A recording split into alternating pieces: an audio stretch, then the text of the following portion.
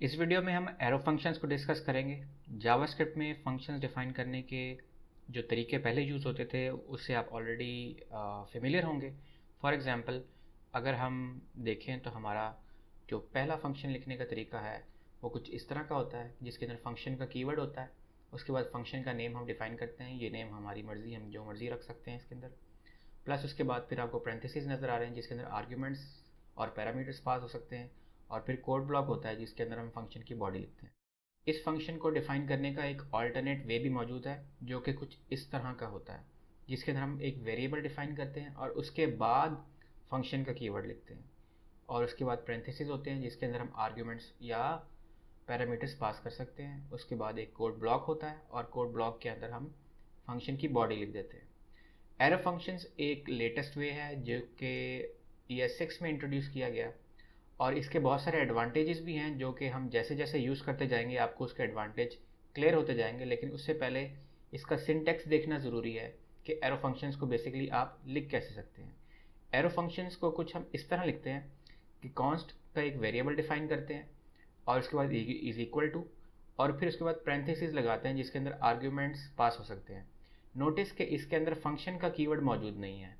उसके बाद हम इज इक्वल टू और ग्रेटर देन का साइन लगाते हैं जिसको हम एरो कहते हैं। इसी वजह से इसको एरो फंक्शंस कहा जाता है। और उसके बाद हम कोड ब्लॉक लिखते हैं जो कि फंक्शन बॉडी इसमें डिफाइन की जाती है। तो अब हम JS बिन की तरफ चलते हैं और इन तीनों को इन प्रैक्टिस देखते हैं। यहाँ JS बिन में हम एक स्टैंडर्ड जावास्क्रिप्ट का फंक्शन लिखते हैं जो कि फॉर एग्जांपल कुछ इस तरह का हो सकता है। फंक्शन माई नेम, उसके बाद पैरेंथेसिस और उसको एक आर्ग्यूमेंट पास किया जा रहा है नेम, और फंक्शन बॉडी में console.log नेम। और अब अगर इस फंक्शन को मैं कॉल करता हूँ, जिसके लिए मुझे इस फंक्शन को कॉल करना पड़ेगा और एक आर्ग्यूमेंट पास करना पड़ेगा जो कि मैं यहाँ पे जॉन लिख देता हूँ। और उसके बाद अगर मैं इसको रन करता हूँ तो आप देख सकते हैं कि आपको जॉन आउटपुट कंसोल में नज़र आ रही है।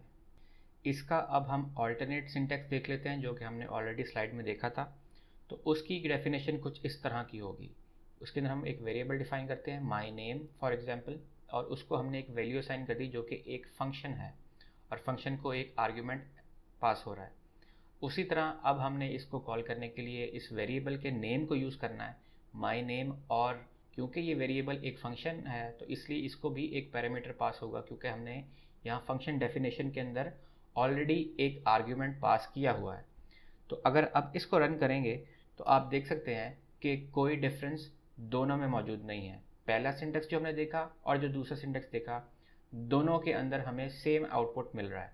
अब हम चलते हैं एरो फंक्शंस की तरफ। एरो फंक्शंस के अंदर हमने कॉन्स्ट यूज़ करना है इंस्टेड ऑफ वार। ES6 है क्योंकि ES6 एनकरेज करता है कि आप लेट और कॉन्स्ट यूज़ करें, इसलिए हम वार की जगह कॉन्स्ट यूज़ करेंगे। और जैसा कि हमने स्लाइड में देखा था कि हमारे पास एरो फंक्शंस के अंदर फंक्शन का कीवर्ड नहीं होगा, तो हम इस फंक्शन कीवर्ड को रिमूव कर देंगे। और उसके बाद हमने ये भी देखा था कि फंक्शन बॉडी से पहले हम इज इक्वल टू और ग्रेटर देन का साइन लगाते हैं। उससे ये फंक्शन एक एरो फंक्शन में कन्वर्ट हो जाएगा। तो अगर इसका आउटपुट देखें तो हमारे पास सेम आउटपुट नज़र आ रहा है, लेकिन इस केस के अंदर हमने एरो फंक्शन को यूज़ किया है इंस्टेड ऑफ कन्वेंशनल फंक्शन जो कि जावास्क्रिप्ट में ऑलरेडी यूज़ होता आ रहा है। इस सिंटेक्स के कुछ ऑल्टरनेटिव्स भी हैं। फॉर एग्जांपल, अगर हम आर्ग्यूमेंट्स को देखें, अगर हमारा एक आर्ग्यूमेंट है तो हम इन पैरेंथेसिस को रिमूव कर सकते हैं। नोटिस कि ये सिर्फ एक आर्ग्यूमेंट के लिए ट्रू है। अगर आपके पास एक से ज़्यादा आर्ग्यूमेंट्स हैं तो आपने पैरेंथेसिस ज़रूर लगाने हैं। अगर एक आर्ग्यूमेंट है तो आप लगा भी सकते हैं और आप रिमूव भी कर सकते हैं। तो अब अगर मैं इस फंक्शन को रन करूं तो आप देख सकते हैं कि हमारा आउटपुट अभी भी सेम जॉन ही है। फॉर एग्जांपल, हम एक ऐसा फंक्शन यूज़ करते हैं जिसके अंदर कोई आर्ग्यूमेंट पास नहीं हो रहा, तो हम इसको ओमिट नहीं कर सकते। ये एक इनवैलिड सिंटेक्स है। अगर हमारे पास कोई आर्ग्यूमेंट पास नहीं हो रहा है तो हमारे पास एम्प्टी पैरेंथेसिस लगाने ज़रूरी हैं। तो फॉर एग्जांपल, अगर मैं इस नेम को हटा देता हूँ और मैं जॉन यहाँ लिख देता हूँ और यहाँ से आर्ग्यूमेंट भी रिमूव कर देता हूँ, तो ये भी एक वैलिड सिंटेक्स है। इसके अंदर आपने अगर कोई आर्ग्यूमेंट पास नहीं हो रहा तो आपने पैरेंथेसिस ज़रूर लगाने हैं। पैरेंथेसिस रिमूव करने का सिर्फ एक ही क्राइटेरिया है कि आपका सिर्फ और सिर्फ एक आर्ग्यूमेंट पास हो रहा हो। तो अब अगर मैं इसको रन करता हूँ तो आप देख सकते हैं कि अभी भी उसने जॉन ही प्रिंट किया है और कोई एरर नहीं दिया, जिसका मतलब ये है कि एक वैलिड सिंटैक्स है। इसी तरह अगर मेरे पास एक से ज़्यादा आर्ग्यूमेंट्स होंगे तो भी पेरेंथेसिस ज़रूरी हैं, ये एक वैलिड सिंटैक्स नहीं है। आपने अगर एक से ज़्यादा आर्ग्यूमेंट्स पास करने हैं तो आपको पेरेंथेसिस रिक्वायर्ड होते हैं। ये शॉर्ट हैंड्स तो आर्ग्यूमेंट्स के लिए हमने डिस्कस कर लिए। अब हम बात करते हैं फंक्शन बॉडी की। बहुत से ऐसे फंक्शंस होते हैं जिसके अंदर सिर्फ एक रिटर्न स्टेटमेंट होती है, यानी कि हमारा फंक्शन और कुछ भी नहीं कर रहा होता सिवाय कुछ रिटर्न करने के।